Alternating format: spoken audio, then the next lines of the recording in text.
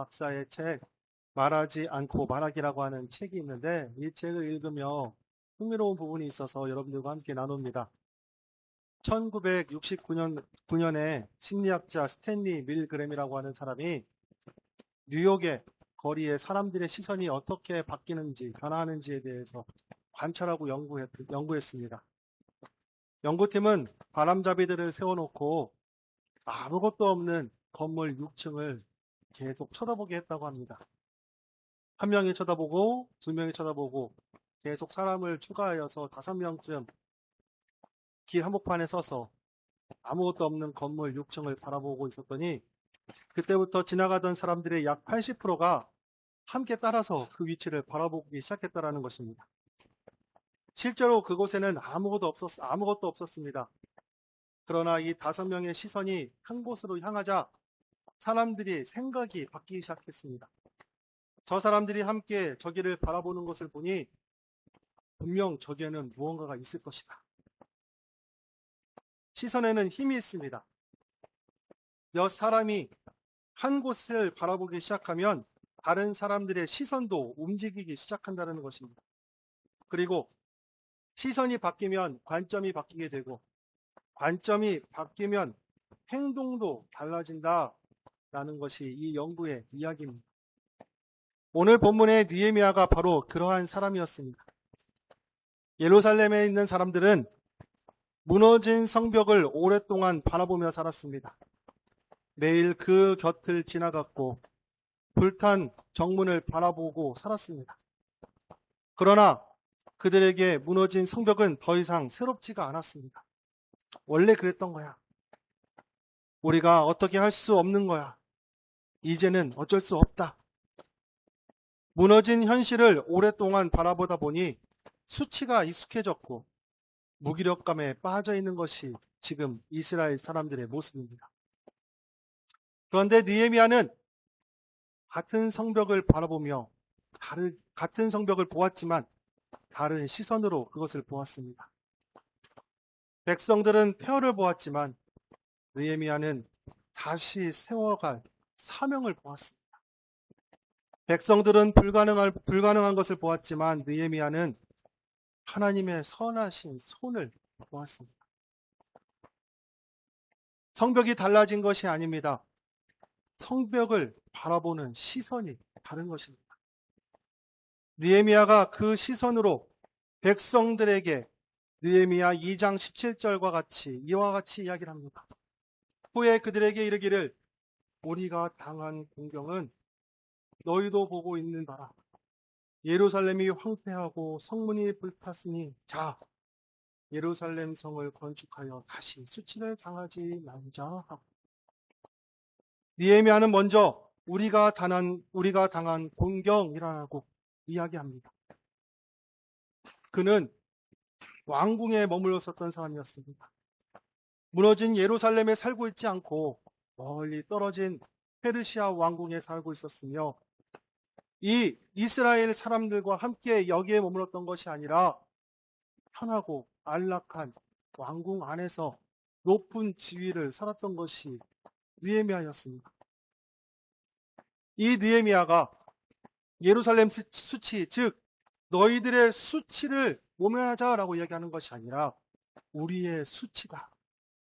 즉 이 문제는 너희의 문제가 아니라 우리가 함께 해야 할 문제입니다. 그리고 느헤미야는 이야기를 합니다.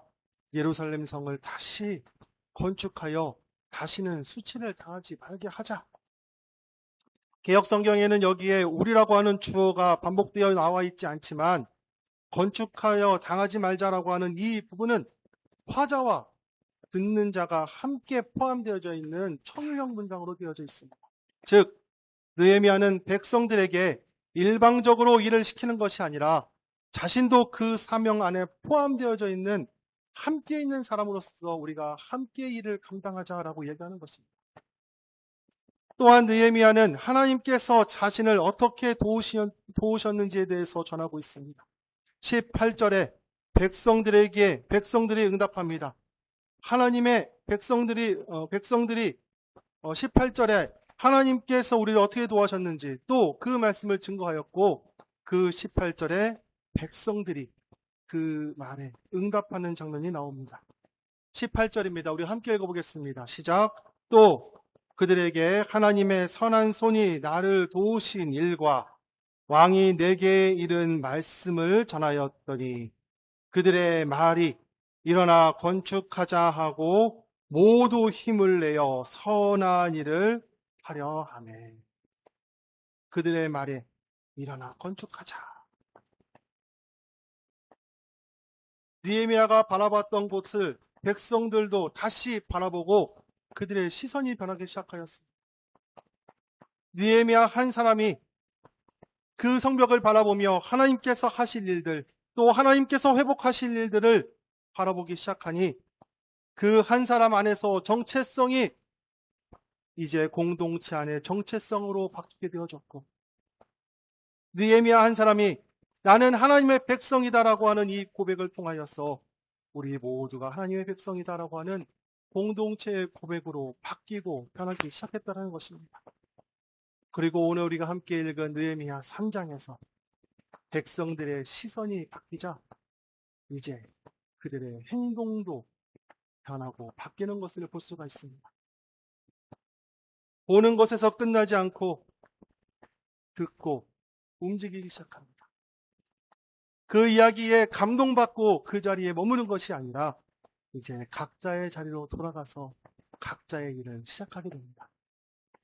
오늘 우리가 본문을 1절과 3절, 1절서부터 3절까지만 읽었지만 오늘 우리는 느헤미야 3장 전체를 살펴보며 정체성이 분명한 사람들이 무엇을 바라보고 어디에서 일하며 누구와 함께하며 어떤 마음으로 순종하고 있는지 우리가 함께 살펴보고자 합니다. 첫 번째로 자기 자리에서 사명을 발견하기 시작합니다. 느헤미야의 시선에 따라 백성들의 시선이 달라졌습니다. 오늘 말씀 3장 10절 말씀 그리고 또 28절 말씀을 보면 함께 읽어볼까요? 시작. 하루마베의 아들 여다야가 자기 집과 마주대한 곳을 중수하였고 그 다음은 하삼리야의 아들 하투스가 중수하였고 또 28절에 마분 위로부터 대사장들이 각각 자기 집과 마주대한 부분을 중수하였습니다. 3장 말씀에 반복되어 나오는 단어 중에 하나가 바로 자기 집과 마주된 곳을 중수하였다라고 하는 표현입니다. 백성들은 더 이상 무너진 성벽을 어쩔 수 없는 현실이다라고 바라보며 좌절하지 않습니다. 이제 다시 세워야 할 하나님의 성으로 바라보기 시작합니다. 같은 상황이었지만 이제 시선이 바뀌기 시작했던 것입니다. 여기서 중요한 사실을 발견합니다. 정체성이 분명해지면 내가 서 있는 자리의 의미가 달라지기 시작한다는 것입니다. 백성들은 자신들이 하나님의 백성이라고 하는 사실을 깨닫자 자기 앞에 놓여있는 돌을 들고 나가 그 성을 다시 쌓기 시작합니다. 이곳은 내게 맡겨진 자리이다.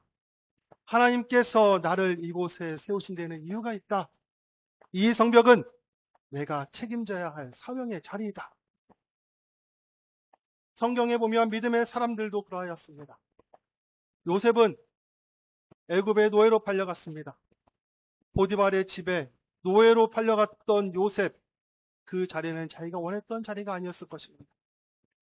억울하게 감옥에 갇혀 있었던 그 상황도 자기가 꿈꾸던 상황이 아니었을 것입니다. 그런데 요셉은 자리가 바뀌기도 전에 보디발의 집에서 성실하게 일하였고 감옥에서도 자기에게 맡겨진 일을 충성스럽게 감당하였습니다. 보디발의 아내의 유혹이 있을 때 요셉은 이렇게 말합니다. 창세기 39장 9절 말씀에 그런즉 내가 어찌 이 큰 악을 행하여 하나님께 죄를 지으리까. 아무도 보지 않고 있지만 유혹을 거절하고 자신의 있는 그 자리가 하나님께서 보고 있는 자리이며 이 자리가 하나님께서 나에게 맡겨주신 사명의 자리이다 생각했던 요셉은 그 환경이 노예의 환경이고 죄수의 환경일지라도 하나님의 사람이라고 하는 정체성을 잊지 않고 그 자리에서 최선을 다하여 그 사명을 감당하였습니다. 다윗도 마찬가지입니다. 형들은 전쟁터에 나아가 사람들의 주목을 받는 위치에 있었는지 모르겠지만 다윗은 들판에서 양을 쳤습니다. 아무도 알아주지 않는 자리에 그 자리에 다윗은 있었습니다. 그러나 다윗은 그 자리를 하찮게 여기지 않았습니다. 사자와 곰이 양을 물어가려고 하면 목숨을 걸고 그것들을 지켰습니다. 들판에서 하나님을 찬양하며 물맷돌을 던지며 자신의 사명을 준비했던 것이 다윗의 모습입니다. 다윗은 왕이 된 뒤에도 그 자리에서 열심을 다하여 최선을 다하였습니다. 아무도 보지 않는 들판에서 이미 왕의 품격을 준비했던 다윗은 왕의 위치에 올라갔을 때 그가 그렇게 살아왔던 것처럼, 그가 그렇게 충성스럽게 살아왔던 것처럼 자신의 역할을 감당하였습니다. 정체성이 흔들리면 현재의 자리가 불평불만의 자리가 됩니다. 그러나 정체성이 분명한 사람은 현재 이 자리에서도 하나님의 일하심을 바라보고 하나님의 뜻과 계획을 발견하게 됩니다. 사랑하는 성도 여러분, 우리는 어떠한 자리에 서 계십니까? 부모로서 가정을 지키는 자리에 계십니까? 직장인으로서 일터에서 사명을 지키는 자리에 계십니까? 교회의 일꾼으로서 지금 맡겨진 직분과 부서에서 사명의 자리에 서 계십니까? 골로새서 3장 23절에 보면 무슨 일을 하든 마음을 다하여 주께 하듯 하고 사람에게 하듯 하지 말라. 하나님께서 맡겨주신 자리에서 하나님께 하듯 그 사명을, 그 역할들에 최선을 다할 때 하나님께서는 그 사실을 잊지 않으시고 기억하실 줄 믿습니다. 오늘 우리가 이렇게 결단하기를 소망합니다.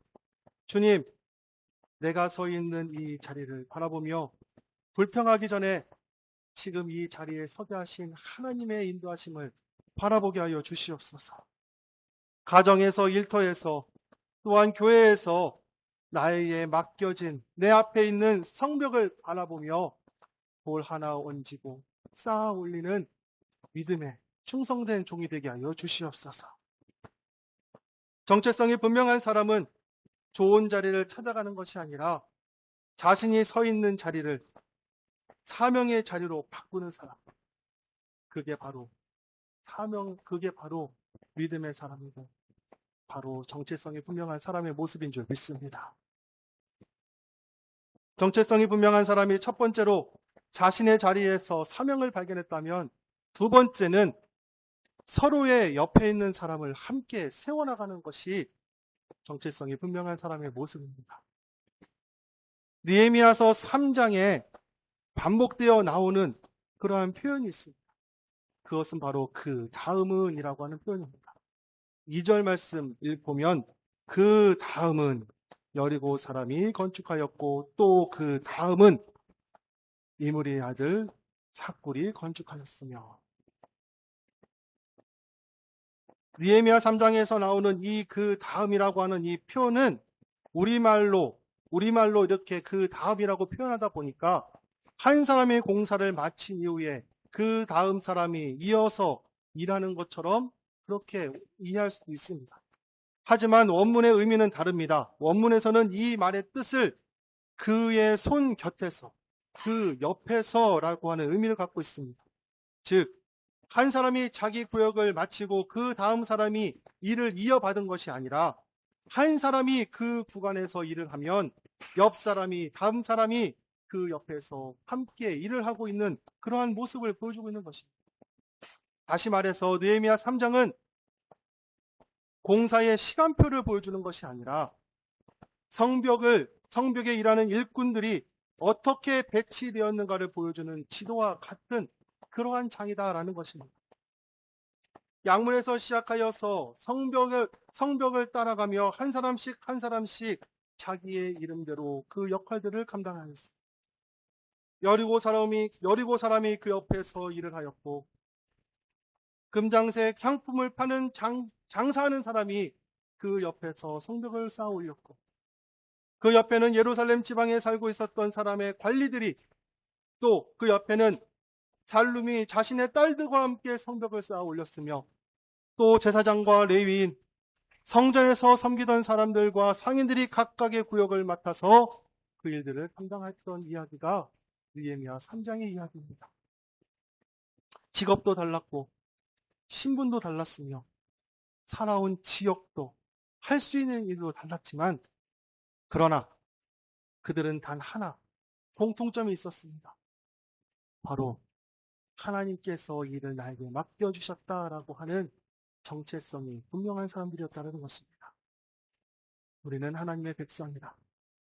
이 성을 하나님께서 지금 이 시기에 이때에 나를 여기에 살게 하셔서 이 성을 회복시키기 위해 나를 이곳에 보내주셨다.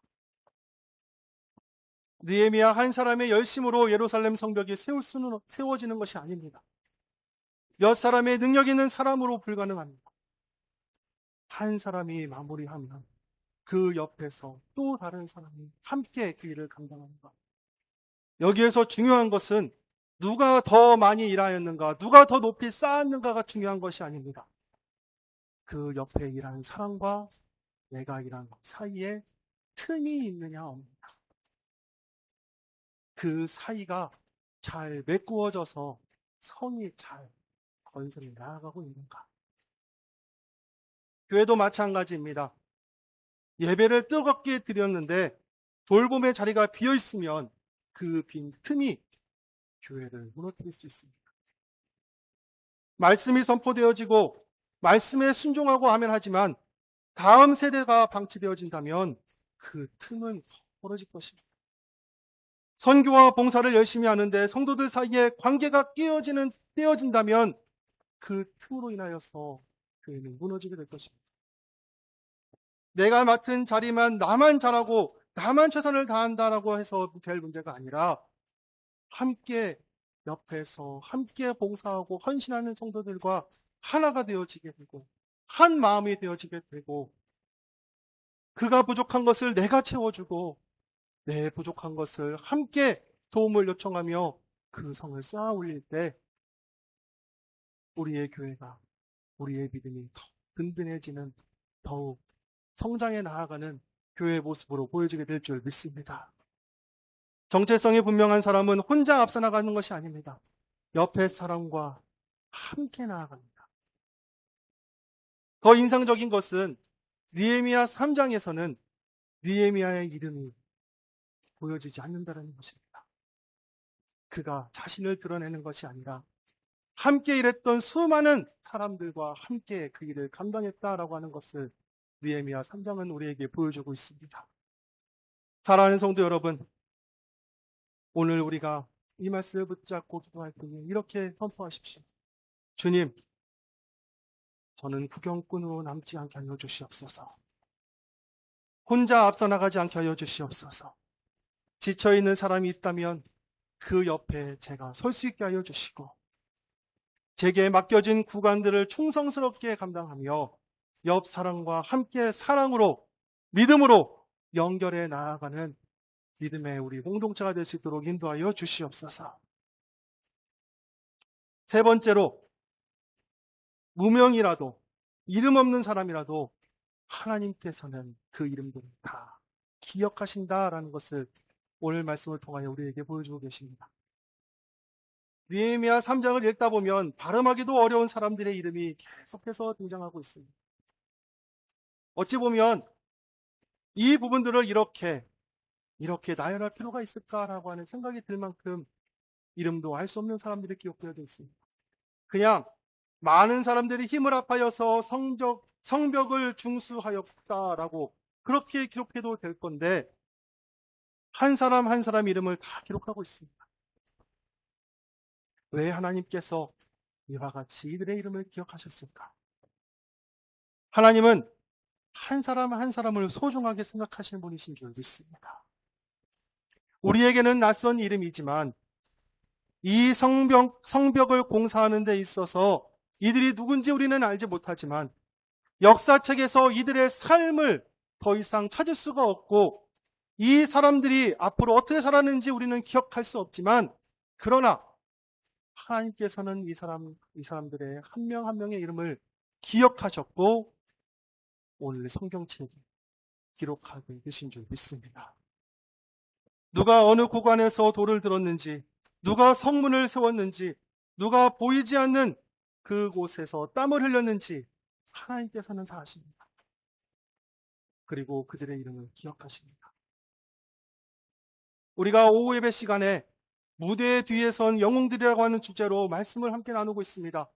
첫 번째 나왔었던 인물은 창세기 24장에 나와 있었던 이름을 알 수 없는 종, 늙은 종, 아브라함의 모든 소유를 맡아서 관리하는 종이라고 나와 있는 그 사람.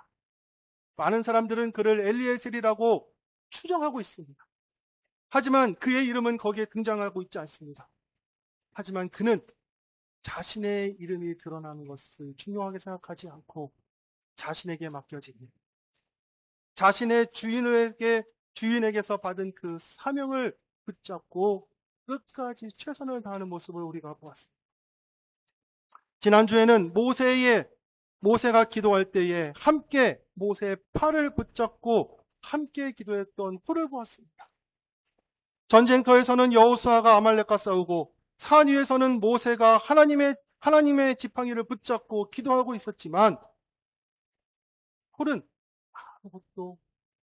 아무것도 영광이 드러나지 않는 자리, 기적을 행할 때 그 기적에 앞장서는 자리도 아닌 단순히 모세의 한쪽 팔을 붙잡고 함께 기도했던 사람이 있습니다.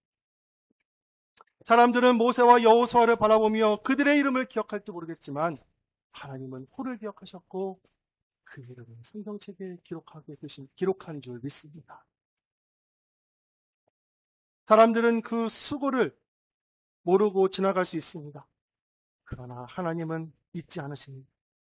히브리서 6장 10절 말씀 함께 읽어보겠습니다. 시작. 하나님이 불의하지 아니하사 너희 행위와 그의 이름을 위하여 나타낸 사랑으로 이미 성도를 섬긴 것과 이제도 섬기고 있는 것을 잊어버리지 아니하십니다. 아멘. 우리가 섬기는 이유는 사람들에게 인정받아서가 아닙니다. 우리의 이름을 기억하시고 우리를 세상에서는 잊어버렸지만 우리를 기억하시는 하나님, 아무도 모르는 우리를 위하여서 십자가에 못 박혀 돌아가신 그 예수 그리스도를 보내주신 그 하나님의 사랑을 기억하며 그 하나님께 감사하기에 우리가 우리에게 맡겨진 자리에서 이름도 없이 빛도 없이 그 사명을 감당하게 되는 줄 믿습니다.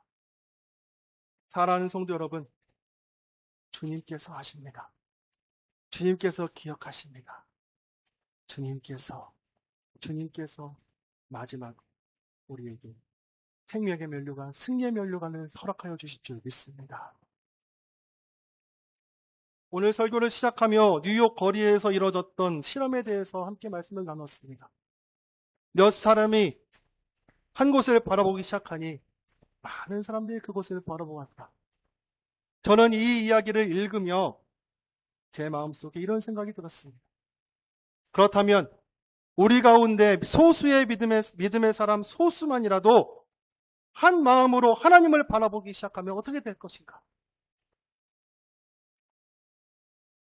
실험 속에서 몇 사람이 아무것도 없는 건물을 바라볼 때 많은 사람들이 그곳을 바라보았다면 우리는 빈 하늘을 바라보는 것이 아니라 살아계신 하나님을 믿음으로 바라보고 그 믿음의 하나님을 우리가 바라본다면 이 땅은 어떻게 변하고 바뀌게 될 것인가?